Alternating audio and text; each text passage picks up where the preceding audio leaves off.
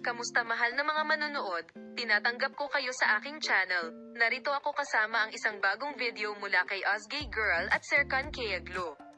Ang pag-ibig ay madalas na sinusubok sa iba't ibang kahirapan. At ang sikat na mag-asawang Ozgay Girl para kay Serkan Kayaglo, ang pinakahuling chismis tungkol sa kanilang relasyon ay humantong sa mga seryosong haka-haka. Ang puntong panayam ay hindi naghiwalay ang mag-asawa. Sa halip, ang mga paratang na gusto ng ina ni Ozgay Girl na makipaghiwalay ang naging agenda sa social media.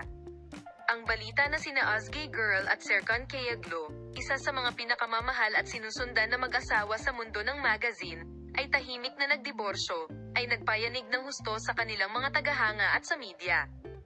Bagamat ang balita ng kanilang paghihiwalay ay binibigyang kahulugan bilang pagtatapos ng kanilang matagal ng relasyon, ito ay binanggit na halimbawa ng lahat. Sa Dolunay, isa sa pinakasikat na serye sa TV sa Turkish television, ang mga nangungunang papel ay ginampanan nina Ozgay Girl at Serkan Kayaglo, at ang kanilang pagkakaisa sa serye ay naging pag-ibig sa totoong buhay. Ang katotohanan na ang serye ay may malaking madla at ang mga magagandang pagtatanghal ng mga aktor ay nagdulot din ng haka-haka tungkol sa buhay pag-ibig ng mga Chino. Ang mag-asawa, na piniling panatilihing sikreto ang kanilang pag-iibigan sa simula, ay nakumpirma ang kanilang relasyon salamat sa kanilang mga pista opisyal at romantikong mga post na magkasama.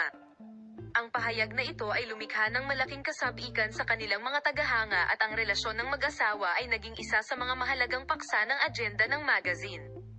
Gayunpaman, ang mga kagiliw-giliw na balita kamakailan na makikita sa media ay nagpapakita na ang relasyon sa pagitan ng Ozgay Girl at Serkan Kayaglo ay ganap na natapos. Sinasabing tahimik na naghiwalay ang mag-asawa at hindi man lang ibinalita ang paghihiwalay na ito sa kanilang malapit na bilog.